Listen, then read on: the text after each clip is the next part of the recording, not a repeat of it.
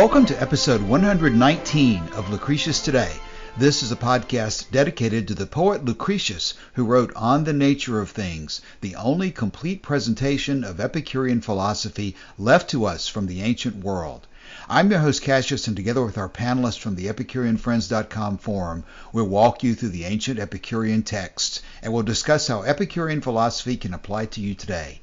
We encourage you to study Epicurus for yourself, and we suggest the best place to start is the book Epicurus and His Philosophy by Canadian professor Norman DeWitt.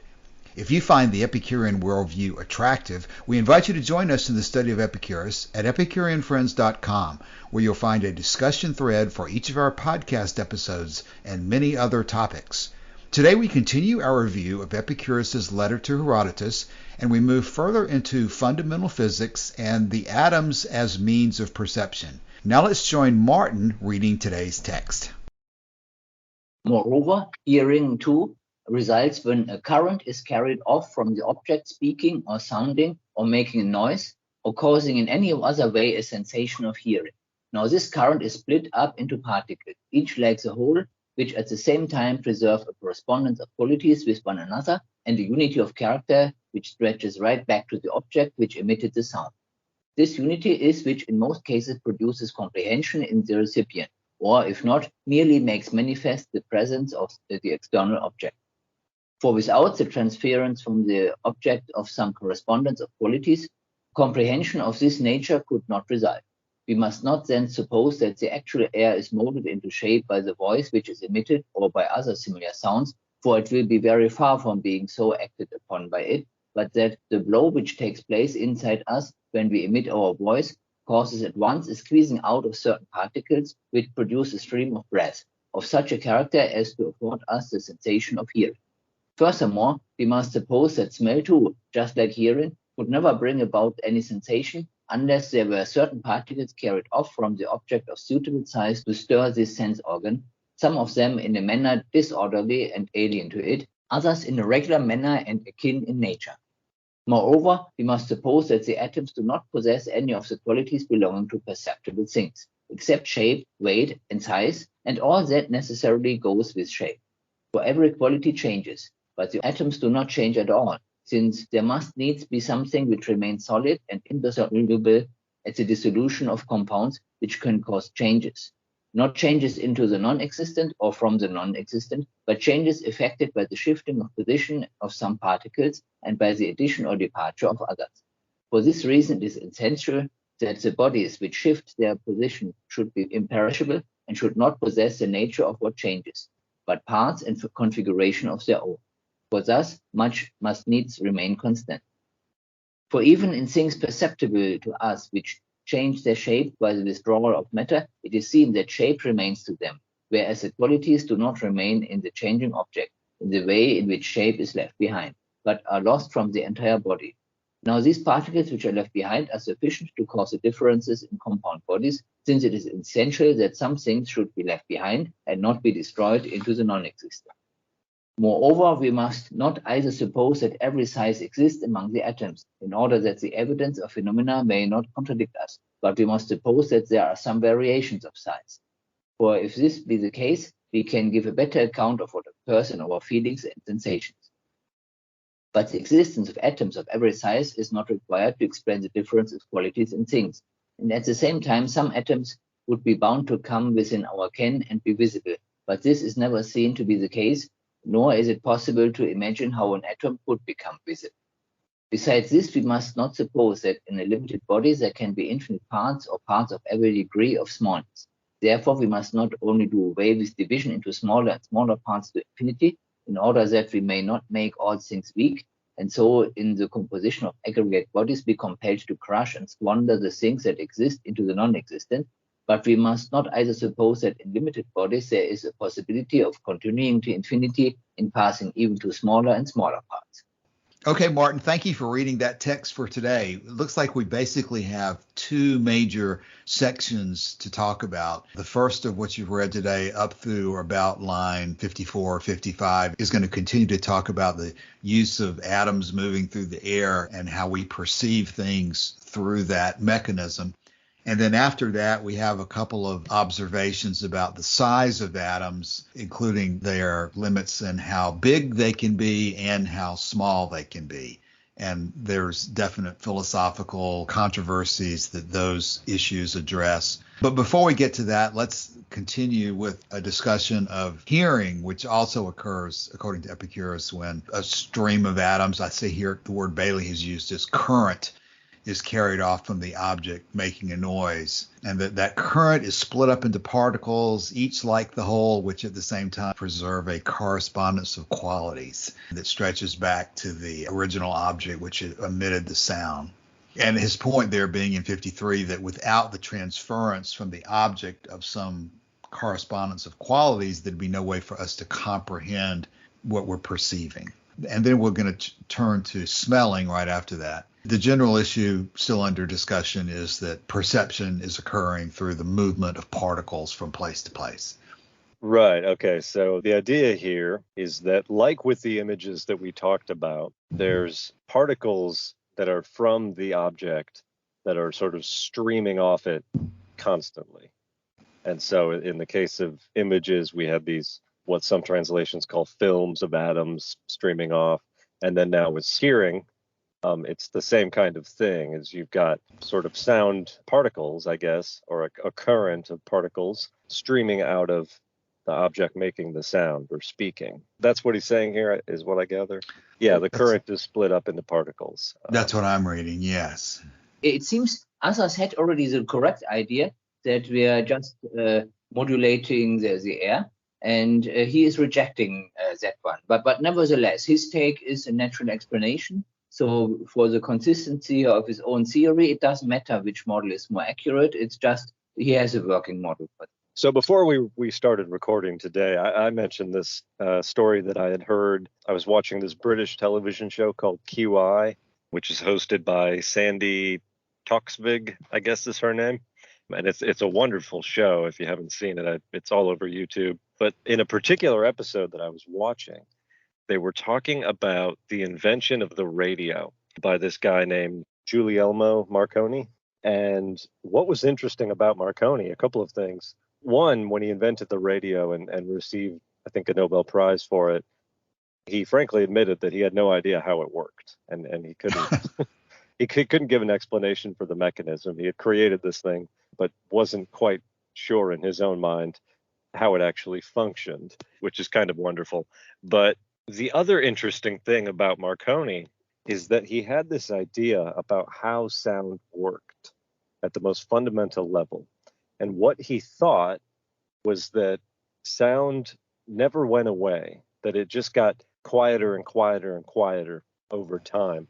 And so that all around us, if we could only hear it, is the sort of the vestige or the impression of every sound that ever was and every word that was ever spoken. And he had this idea that if you could create something that could sort of listen in on what this article in The Atlantic calls the Museum of Lost Sounds, that you could hear human speech from millennia ago. You know, we could hear Epicurus teaching in his garden, as it were, if we could just isolate that one signal from all the noise that surrounds it. And he had this idea, Marconi, that he wanted to listen to Jesus delivering the Sermon on the Mount. Of course, never successfully constructed a device that could do it, because what we now know about sound is that it's a form of energy that gets absorbed as it passes through objects and that kind of thing. So there is no sort of trace of sounds and speech from the ancient world that's available to us. But he had the interesting idea that there was, and I found that absolutely fascinating. And it almost seems reminiscent to some ideas that we get in Epicurean physics, and yes, the idea of images that are, coming to us from the intermundia, the space between worlds, and that kind of thing. So I thought it was very interesting. Yeah, yes, exactly. Agreed. And another thing complementary to this one, I heard there used to be a research project where someone tried to detect whether those which do the clay forming of pots by turning that pot around while it's formed, that he thought that when they do the pattern on this one, the chisel may be modulated by the speech. So he tried to extract sound information from this modulation so that he could hear what the potters talked while they were making the pot. Oh, that's fascinating.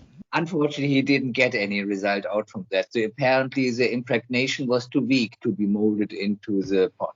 I can't remember if I've either heard that myself, Martin, or whether it's just so a brilliant thought that just like these old gramophones, that's the way they were reproducing sound, is by etching into some other object. Wax cylinders they use. Yeah. First, I Yeah. think.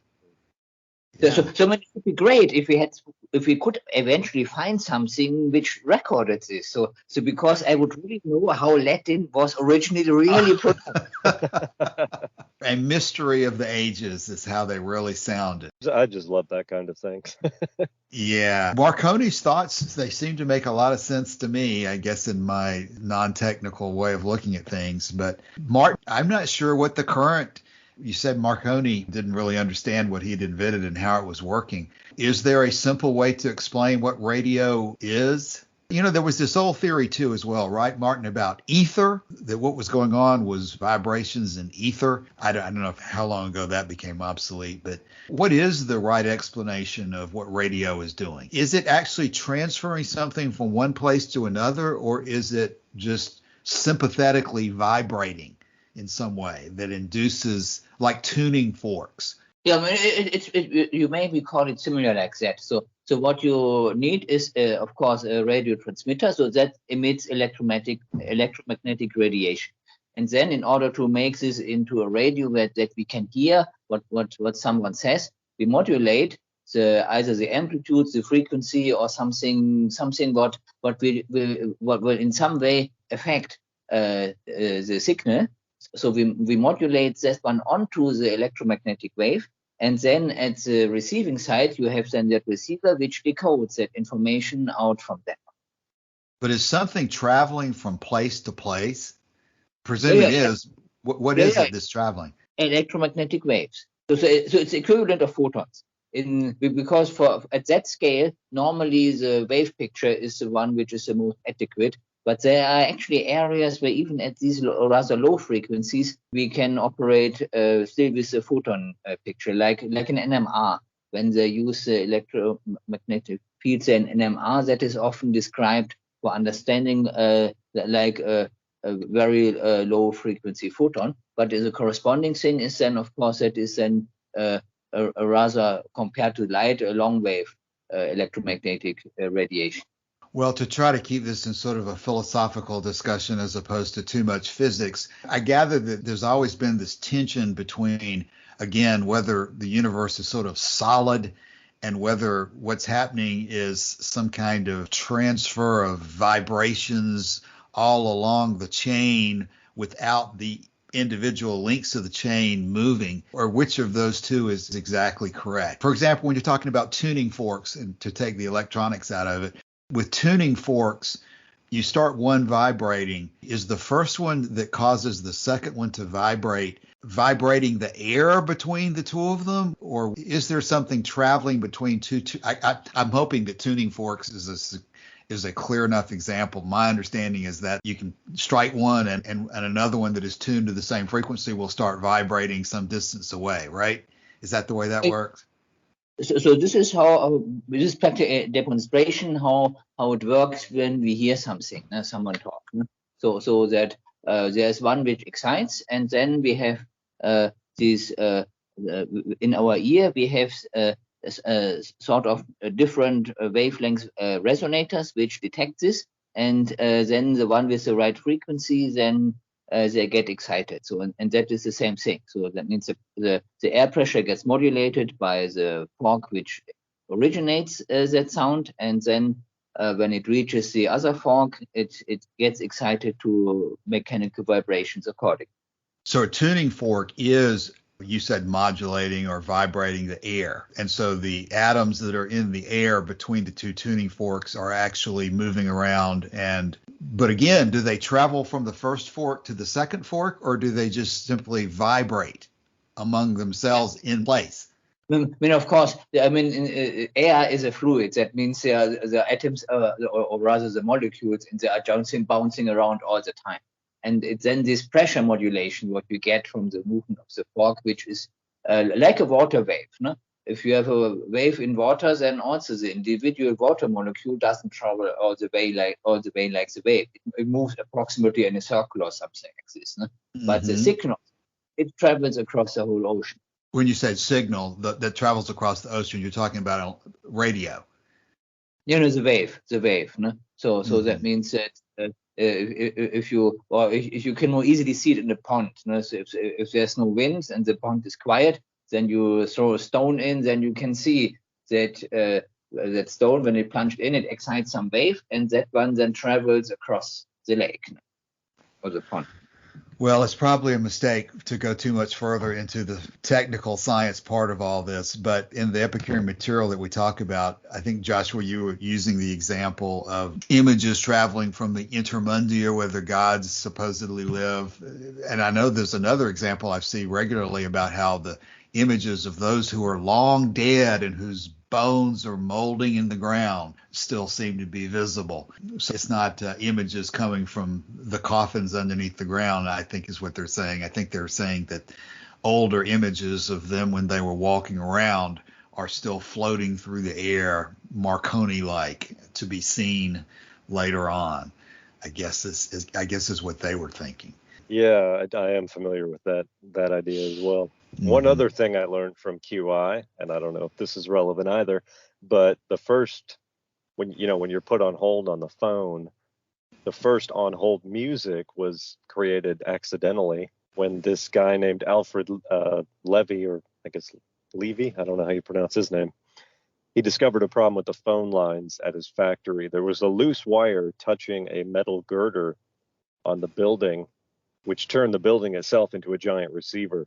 And there was a radio station right next door, so that when they were putting people on hold on the phone, what they were hearing on the phone was this interference from the radio station would play over.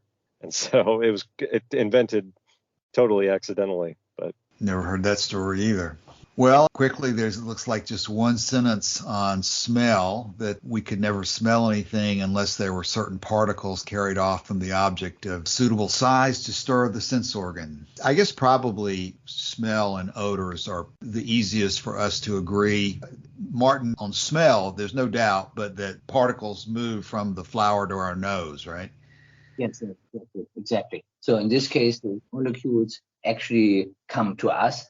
And so with this model, Epicurus was pretty much correct.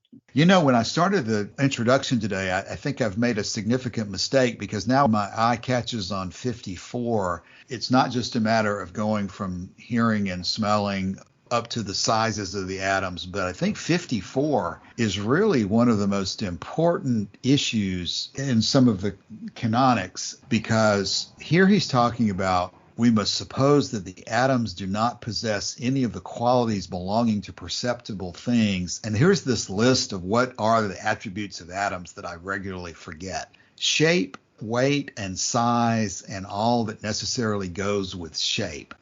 And then he says, for every quality changes, but the atoms don't change at all. That's this issue of properties versus qualities that are, I think, described in Lucretius in Book 1. There's a discussion of Helen of Troy and the story of the Trojan War that discusses this issue as well. But it's probably a pretty important thing for us to discuss, that this is this issue of the atoms have eternal reality that does not change at an atomic level. But everything of which atoms are made, which is everything that we live in our universe, does not have an eternal, unchanging characteristic. It has characteristics that are contextual according to how the atoms are arranged and moving. And as he says here, their shape, weight, and size is his listing of the eternal qualities. But this goes pretty deep into issues of relativism versus absolutism and so forth, because I think what he's saying here is that every quality changes, but the atoms don't change at all. This could take us in many directions to discuss nihilism versus lots of other things. But the whole issue of just because atoms are the only things that are eternally the same, does that mean that they're invested with some kind of mystical quality that we should worship them or anything like that? Or does it mean that just because we're not invested with eternal qualities, does that make us somehow inferior or less important than atoms? Just because our bodies and our lives are made of constantly moving atoms, what's the implication of that? And it probably goes into this issue of Plato's eternal forms and even Aristotle's assertions about essences being in things. The classic example of what we're talking about here would be color, that the atoms do not have color themselves, but we observe color because of the context in which we observe the bodies that are made of atoms. Let me read to you a quote, which I've read before, from Democritus. And he says, "By convention sweet and by convention bitter, by convention hot and by convention cold, by convention color, but in reality, atoms and void." Mm-hmm. Precisely what you've been saying. He's got this idea that the atoms have only just very few physical characteristics, and that everything else that we perceive about matter comes either from a combination of the atoms or from, I guess, maybe some other kind of confusion. But for the most part, the atoms themselves don't have these qualities. That seems to have been the idea. Is qualities the right word? Did I just use the I think no. I think you've used exactly the right word. And this is also where I get into this issue about the word accident, because the word accident is frequently used in some of the translators in Lucretius. They'll say that the color is accidental. But I think the word that's in Lucretius anyway is eventum, which to me the word event is a better word to use because it's not accidental in the sense of random. It is tightly controlled by the combination of the atoms and the shape and how they're moving and so forth. And so a color of an object in a particular context, it's not an accident. It's not going to change color for you in the same context, but it's an event that is not eternally the same. It's not part of an eternal property of that atom or the combination of atoms that we're looking at. Martin, tell me what's going through your mind here. This could be a really deep subject to talk about for a little while, but we need to kind of clarify the significance of it. Yeah, what this color may boil down to is the spectrum of a molecule. I mean, it may be modulated by all kinds of things, but let's take the more simple case that it's given by the molecule. And as long as this molecule exists, it will have that color. So that means this one is associated with this particular molecule, and all other molecules of the same atomic composition will have the same color and under the same circumstances. So that means this one does not go away. It's a property of this type of molecule. The part I would stress of what I just heard you say is under the same circumstances. The molecule is going to have the same color when viewed under the same circumstances. Because yeah, exactly. So if it's in a matrix, then the matrix may change the impression we get from the color. It can become a lot more complicated. So like when gold particles are finely dispersed in glass, you get a red color. By varying the size, you can also get different colors.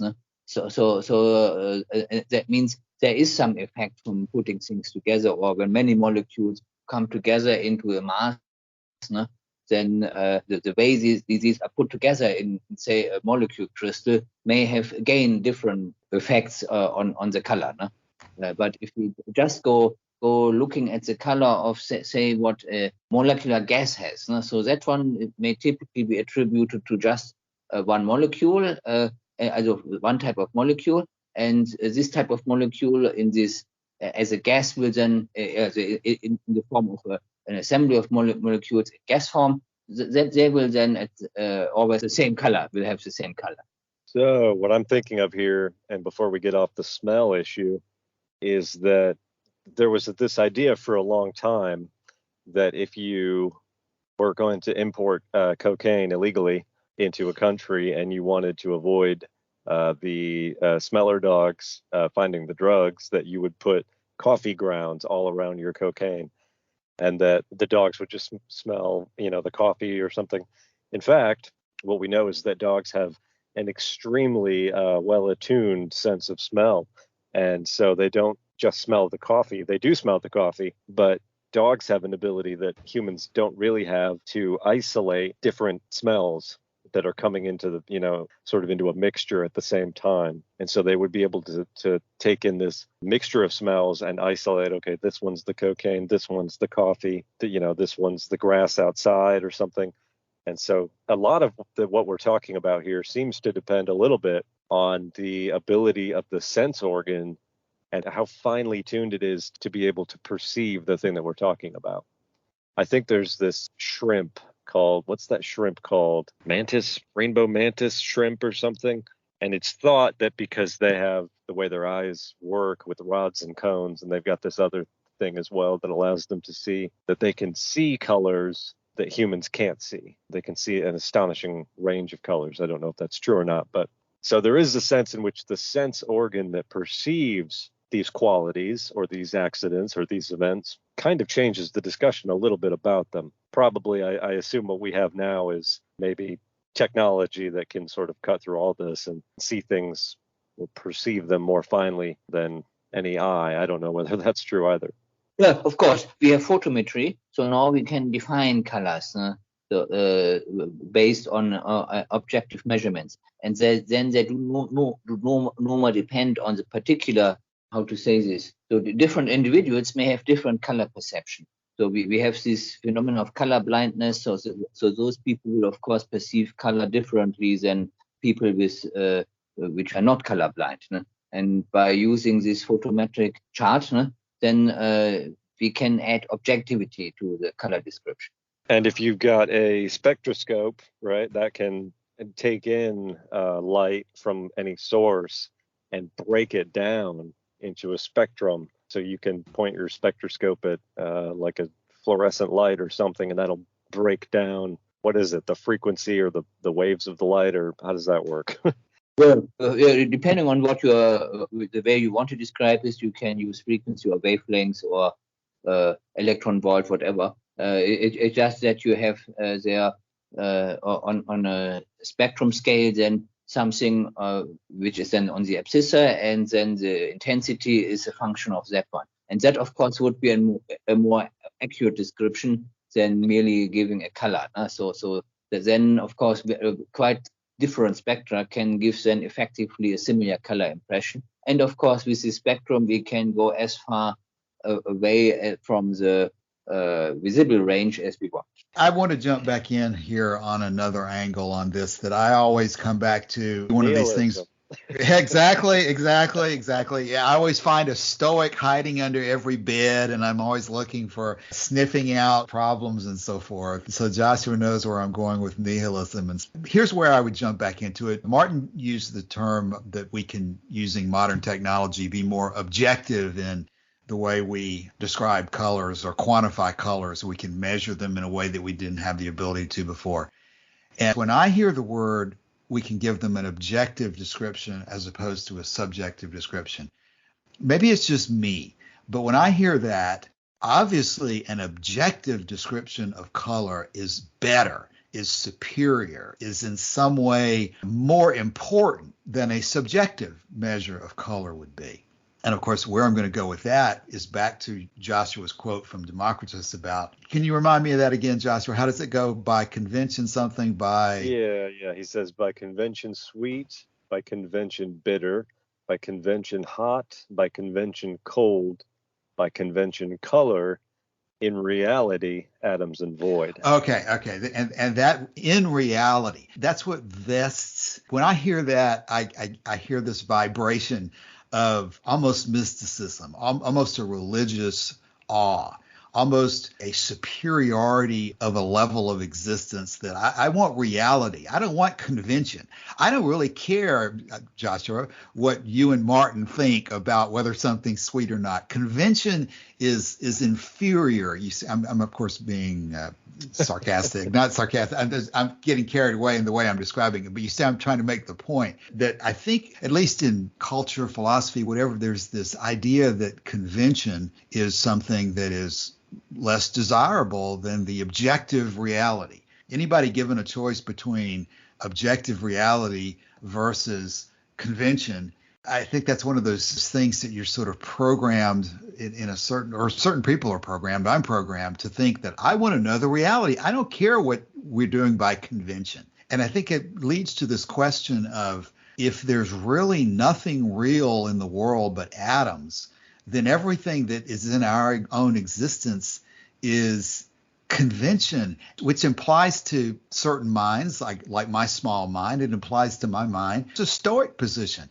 If everything that we think about and deal with in reality, if all of our emotions, if all of our sensations and so forth are just by convention, then that tells me that I ought to be able to control those things by my willpower, by bringing my mind into tune with everybody else who has the same conventional viewpoint. But even to say the word conventional itself is a negative word. Stop me, somebody like Joshua, if I go too far with that. But doesn't the word conventional have a negative implication in many ways, Joshua? Would you disagree, see where I'm going? What does it mean? Where am I going with that?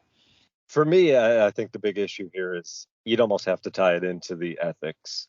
And you certainly have people who think that an ethic or a morality that is derived from human convention, or that is subjective or relativistic, is inferior to one that is objective in their minds, or absolute, as one handed down by God. Although there's a lot of problems with that argument as well.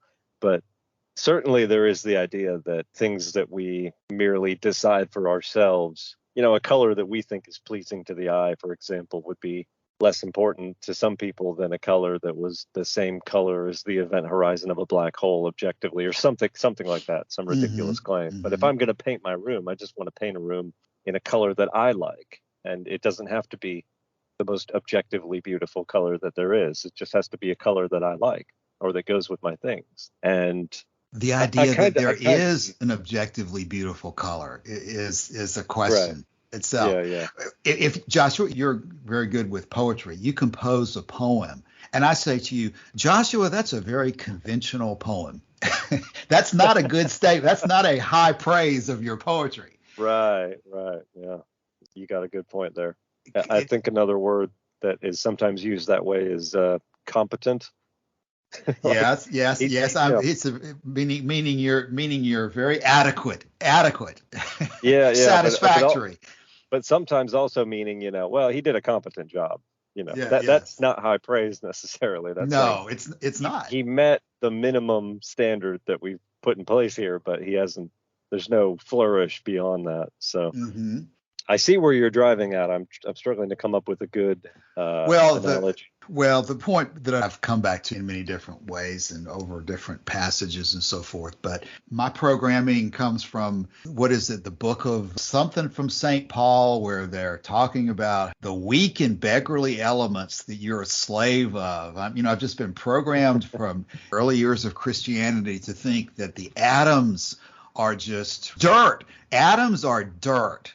And when I can say something is dirt, I'm not praising it either by saying that. I'm being very negative about it.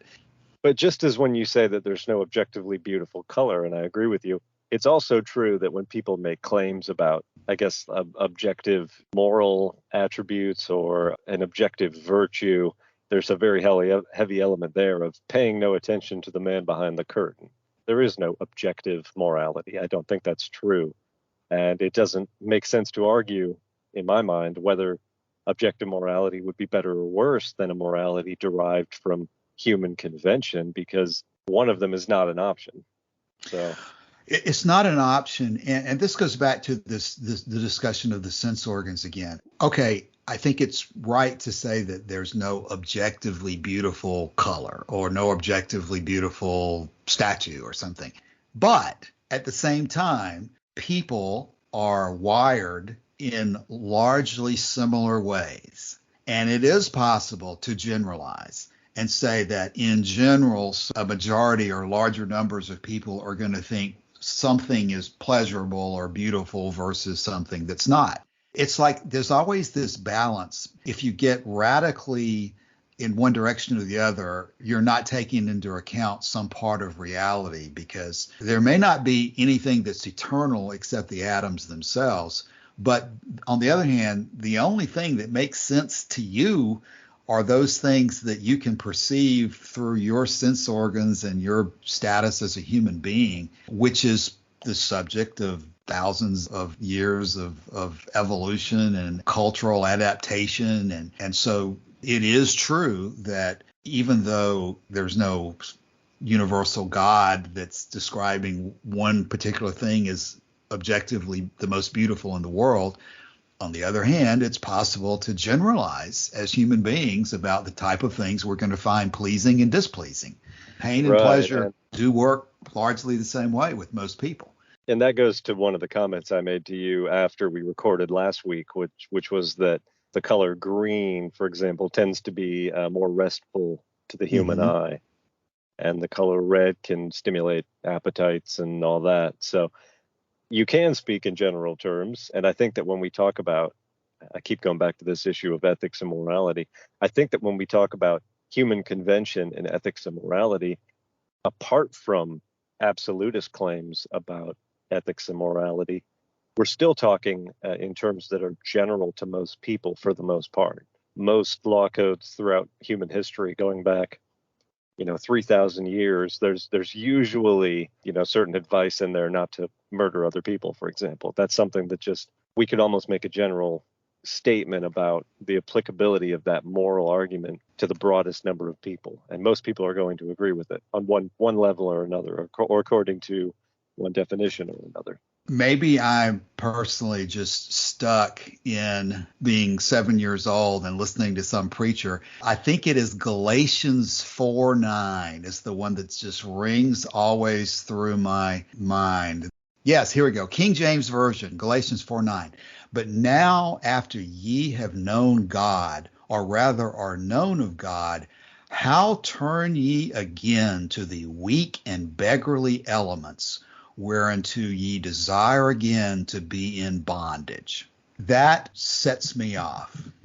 I think that is an argument that people, at least those who were brought up in a Christian background, need to have an understanding of where they're coming from and what the reaction to it ought to be, and how paying attention to the supposedly weak and beggarly elements does not, in fact, make you a slave, but in fact is the truth of the way the universe operates. We just had Earth Day was the other day, and one of the things that always comes up when people use the phrase Mother Earth, for example, and Lucretius justifies that usage of calling the Earth Mother because she gives rise to all things. Not that we should worship her, but just as a sort of poetic appellation, it makes sense from his point of view.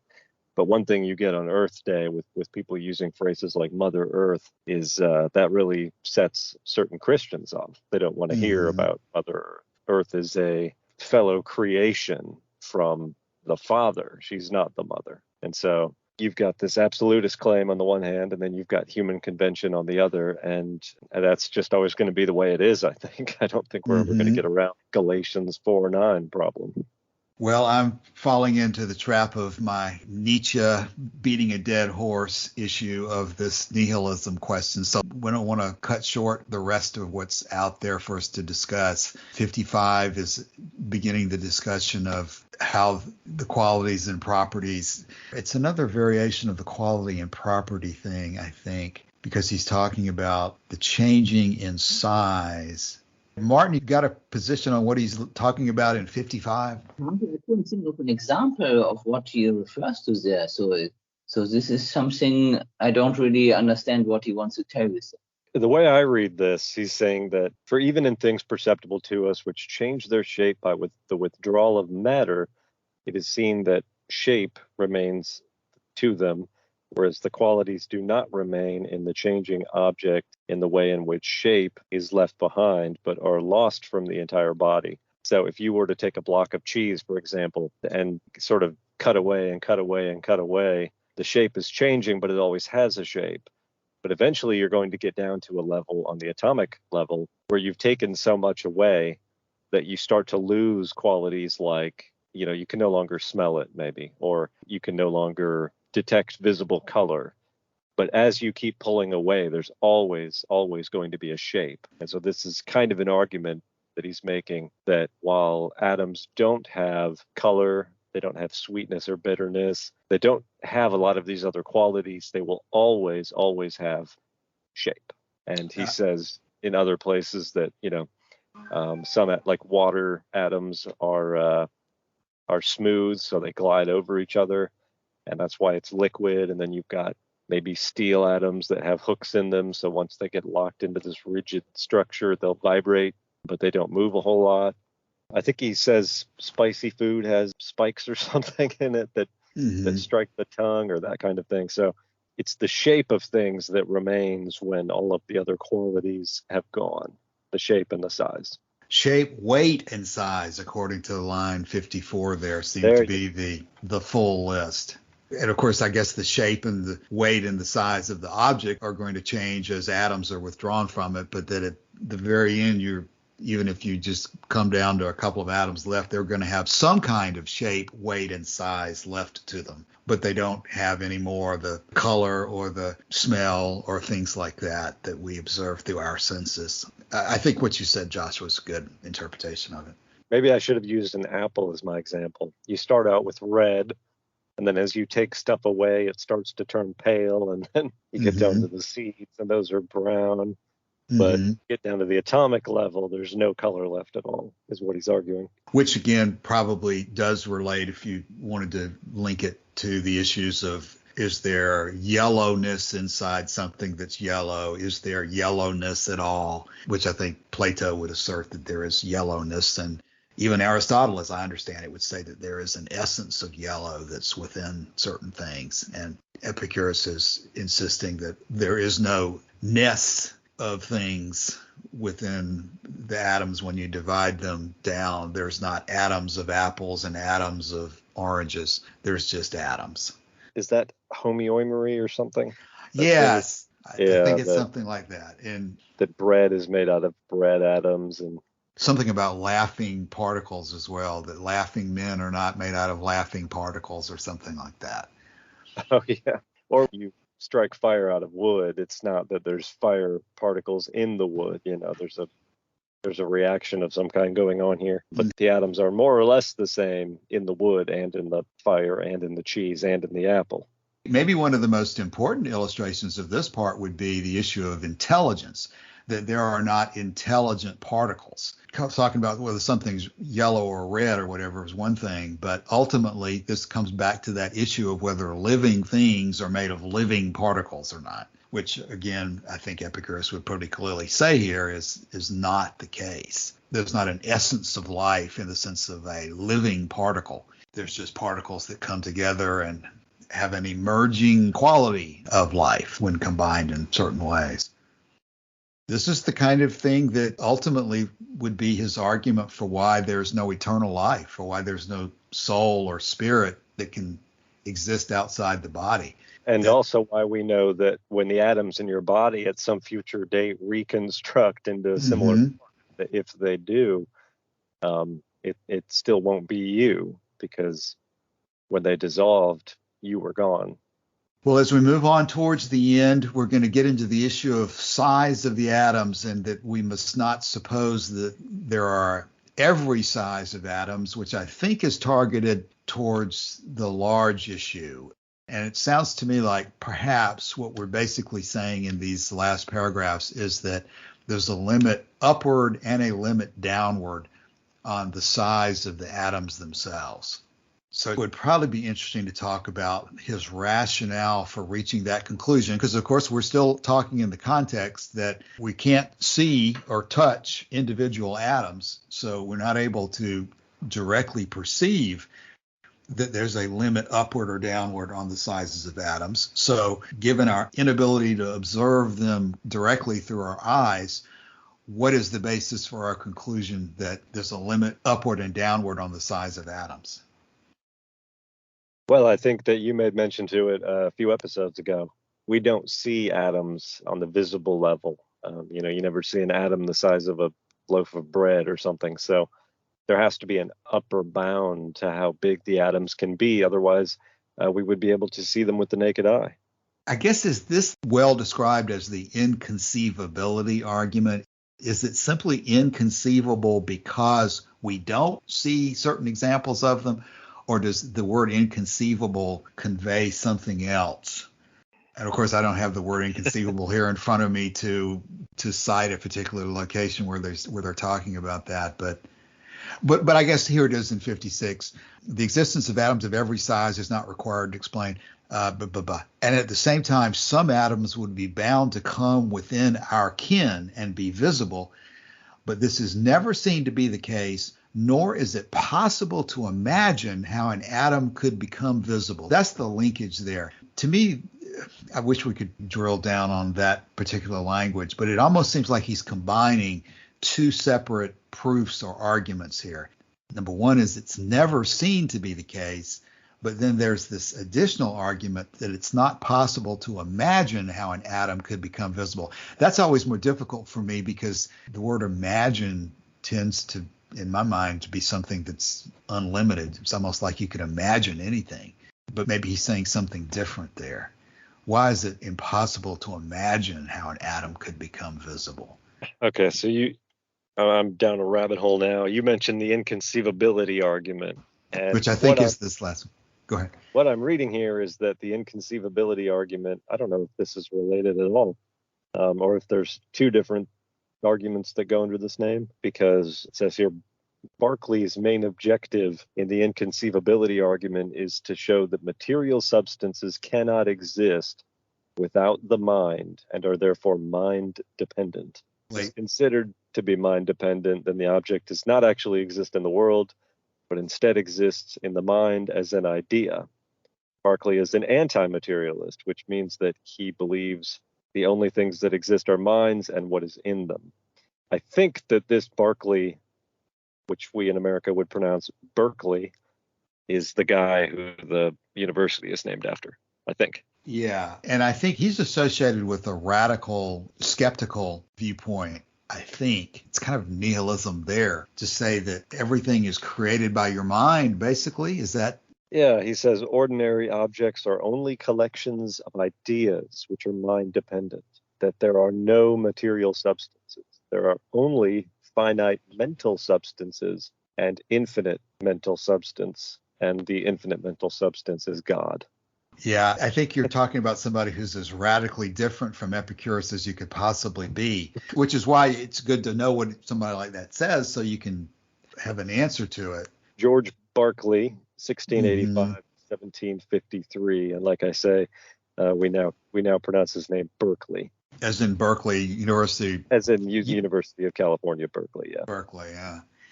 Martin, are you familiar with Berkeley? With the university, yeah.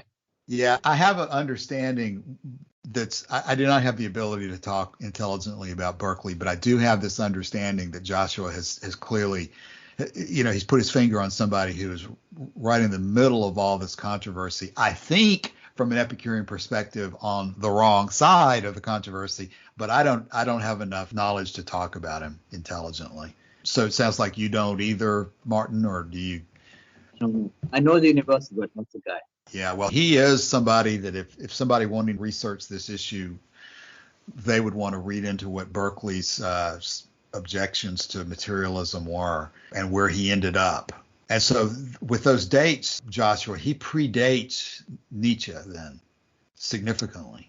Oh, yeah. He was around at the time. I think he was sort of in the John Locke era. Mm-hmm. I think you raised it because you were talking about the conceivability issue. I'm looking at Hicks's version of 56 here says, which is never observed to occur, nor can we conceive how its occurrence should be possible. I think there's an Epicurean pattern of referring to conceivability that is why I raised the question. But how it fits with Berkeley, I do not know. And I tend to think it's considerably different, but I'll tell you one thing. Everybody listening to this podcast now is thinking of The Princess Bride. So, And why is that? have you seen that movie? Yes, but not enough to catch every line of it. I've You've seen it got at this least once or twice. This Sicilian guy who's like, every time he talks, he's like, inconceivable. Yeah, okay. And then finally, the internet meme response is, you keep using that word. I don't think it means what you think it means. Yes. Does it mean that you can't imagine it? Yeah. I think so. Yeah. But of course, he was using it about things which are very easy to imagine. Well, that's the difficulty of what we're talking about here, is because I do think it's pretty interesting how when they do use it in this Epicurean context, he seems to be linking it to, he's distinguishing it from saying that you've never seen it to be the case in the past, or it's never seen to be the case in the present. I guess maybe that links you in time to the question of, well, just because you haven't seen it in the past or the present, does that tell you that you cannot see it in the future? So that when he starts to say, nor is it possible to imagine or possible to conceive how it could become visible, that's the question that I'm not able to give a good explanation for. It would be something of an inductive argument to say that no matter how hard we look, we've never seen an atom big enough to be visible to the human eye, and therefore we imagine that we'll never ever see an atom big enough to be visible to the human eye. Well, this takes us back to one of these skeptical type arguments as well about, well, just because you haven't seen Jesus rise from the dead after 3 days, that doesn't mean he's not going to do it tomorrow. It's one of these issues that just because it hasn't happened before, does that mean that anything is possible to happen tomorrow? Just because we haven't heard the Sermon on the Mount yet doesn't mean that they won't be able to find a way to listen to it back in time. Martin, in your reading, what's the proper response to just because it hasn't happened yet doesn't mean it's not going to happen tomorrow? I mean, it's just unlikely to happen, so then why should I worry about it or even consider it?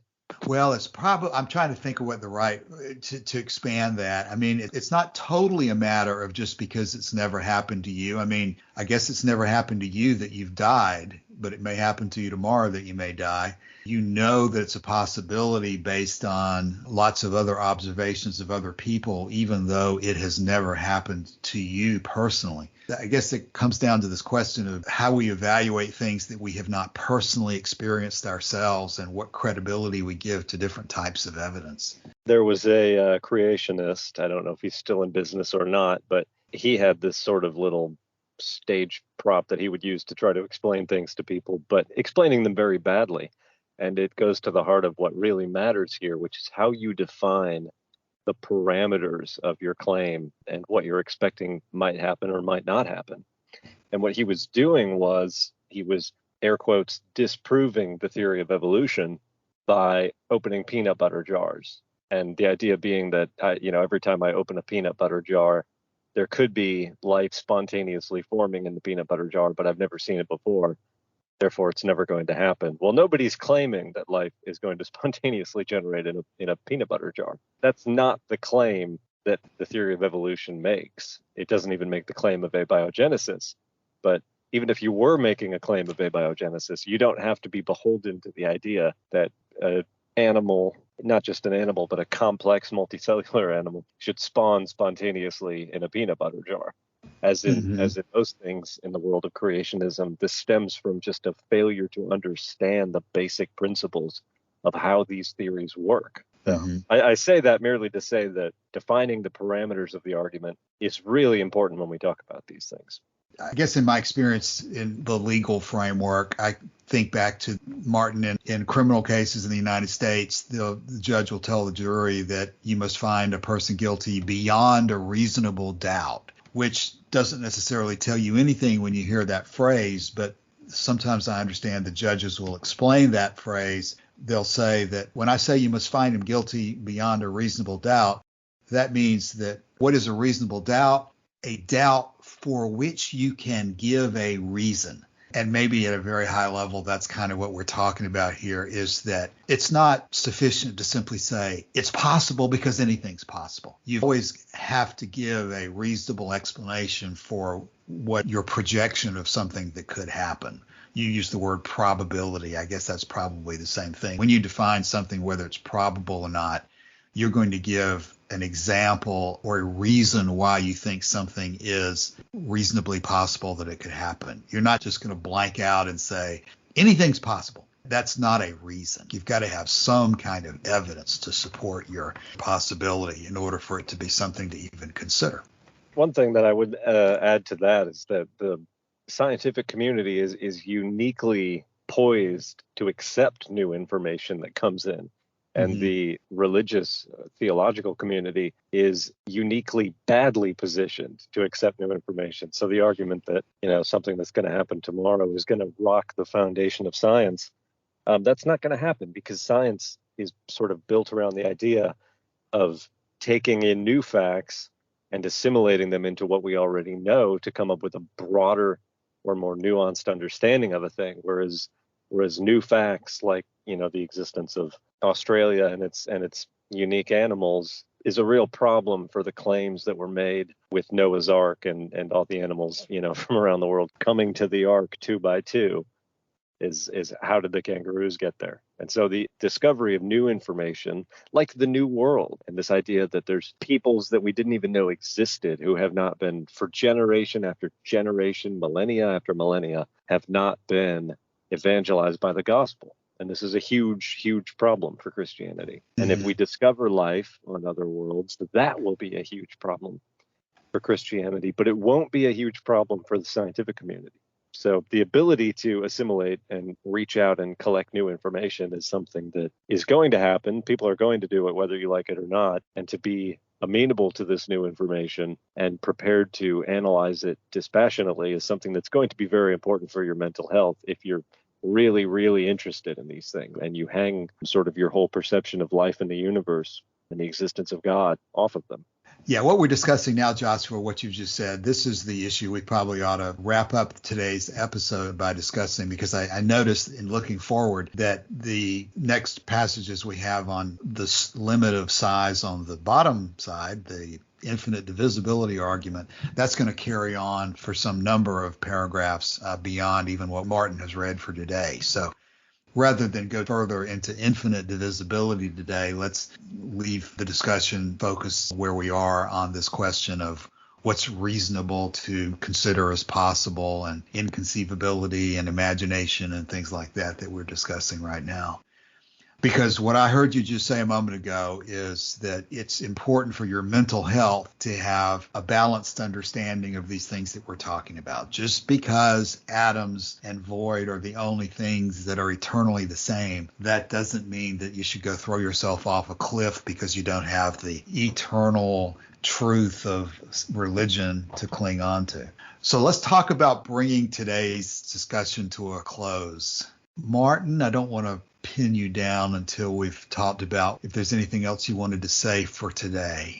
I have nothing to add. Okay. Joshua, concluding thoughts for today. Yeah, I don't really have much to add. I always wondered when we read these texts and we kind of get really, really drilled down into the meaning of not just paragraphs, but sentences and words.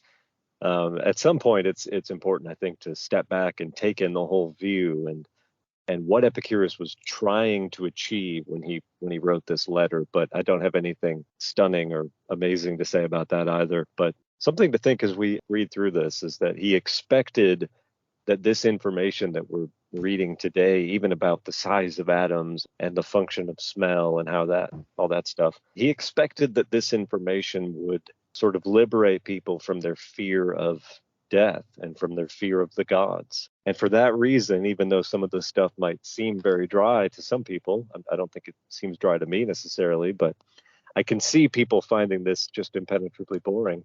The deeper purpose of it all is very interesting and very, very important. I just opened up a can of worms there, didn't I? This is what I would add to that. It's important because you're not on a desert island. You're not just some chemist or young scientist on a desert island attempting to study chemistry and physics. The people that he was talking to were interested in practical ways to make life better. but they were living in a world in which these ideas were being debated for their philosophical implications. Again, I'm looking back at Galatians 4:9, but now that you know God, or rather are known by God, how is it that you are turning back to those weak and worthless principles, or the weak and beggarly elements? Do you wish to be enslaved by them all over again? You're observing special days and months and seasons and years, which reminds me of a discussion we're having that Nate has been posting some material about the 20th observations. And of course, the Greeks had all sorts of other special holidays and so forth that the Christians would not have wanted to acknowledge. But this letter to Herodotus is intended, like you said, Joshua, to provide a basis for deep thinking and not just chemistry. So that's why we're going through this, and that's why Epicurus wrote it, so we can have a basis for responding to people who consider the study of the elements to be slavery. I don't consider it to be slavery. All right, now I'm rambling for sure. So hearing nothing else, we'll come back next week and continue to talk about the sizes of the atoms and what their implications are for day-to-day life in the modern world. Thanks for your time today. We'll be back next week. Good. All right. Bye.